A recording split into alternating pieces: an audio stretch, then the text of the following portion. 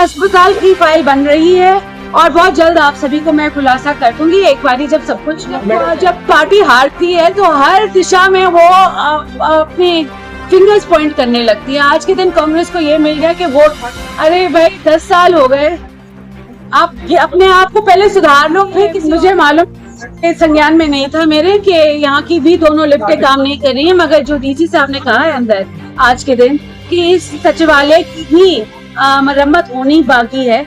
और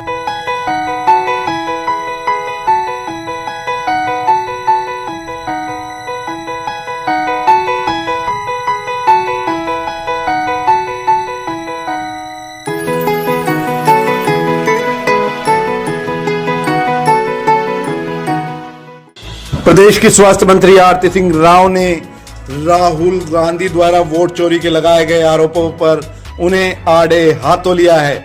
स्वास्थ्य मंत्री आरती राव ने कहा कि पिछले 10 सालों से कांग्रेस सत्ता से बाहर है, अब तो कांग्रेस को अपने अंदर सुधार कर लेना चाहिए।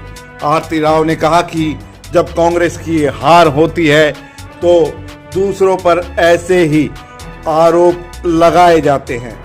आरती राव ने कहा कि प्रदेश में जो डेंगू और मौसमी बीमारियां बढ़ रही हैं उनसे निपटने के लिए स्वास्थ्य विभाग पूरी तरह से तैयार है। प्रदेश के सभी अस्पतालों में निर्देश दिए जा चुके हैं, दवाइयों की कोई कमी नहीं है, फॉगिंग के भी आदेश जारी किए जा चुके हैं।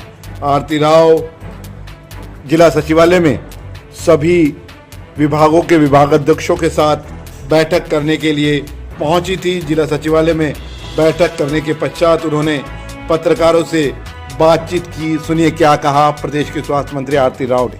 रेवाड़ी के विधायक लक्ष्मण सिंह यादव, बावल के विधायक डॉक्टर कृष्ण कुमार व भाजपा की जिला अध्यक्ष वंदना पोपली भी उनके साथ रहे।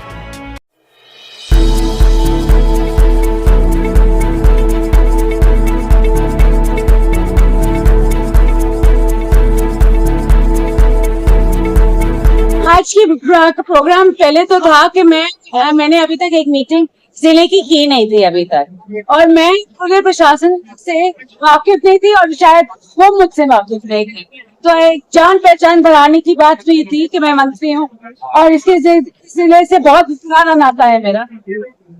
साथ साथ बहुत सारी जो ग्रीवेंसेस रही हैं इस जिले को लेकर, वो सड़कों की हो, पानी की निकासी की हो, सौंदर्यकरण की हो, कचरे की हो, कूड़े की हो, बहुत सारी चीजों में चर्चा हुई है। ये तो मालूम थी कि 10 साल बाद स्वास्थ्य मंत्री है, मगर मैं ये जानती हूँ कि मेरा गांव रामपुरा है और वो जिले रेवाड़ी में पड़ता है।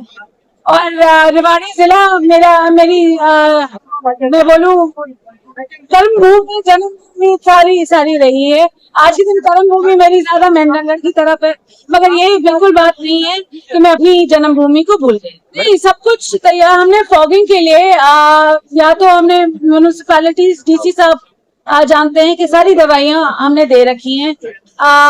हॉस्पिटल पूरी तरह इक्विप्ड हैं। तो अगर चिकनगुनिया की बात, डेंगू की बात होती है, मलेरिया के 3 वेक्टर बोर्न डिजीजेस जो पानी के वक्त आते हैं ज्यादा, दवाइयों का हमने वितरण कर दिया है, फॉगिंग कर दिया है, पंचायत को भी कर दिया है। तो ये सब पूरे हरियाणा में हमने वितरण कर रखा है। मेरे को प्रॉब्लम पड़ रही है उस लिफ्ट से, फ्रैंकली मैंने टेक ओवर हैंड ओवर नहीं लिया, क्योंकि एक तो मुझे उसकी क्वालिटी अच्छी नहीं है, उसके बारे में मैंने पीडब्ल्यूडी वालों को बात की है। दूसरी बात मेरी ये थी कि अगर हम लिफ्ट बना रहे हैं और स्ट्रेचर के लिए आप से वन साइडेड है तो नीचे से दूसरी साइड से क्यों नहीं निकल सकता था? कि स्ट्रेचर की बात है, अगर आप जाके देखेंगे तो स्ट्रेचर को निकालने के लिए बहुत ही कम जगह है, तो बहुत ही कम जगह है। क्या समाधान? समाधान यही है कि अगर उन्होंने मेरे को बताया, पीडब्ल्यूडी, मैंने मंत्री से भी बात की है, इसी से भी बात की है, मैंने अपने हेल्थ वालों से भी बात की है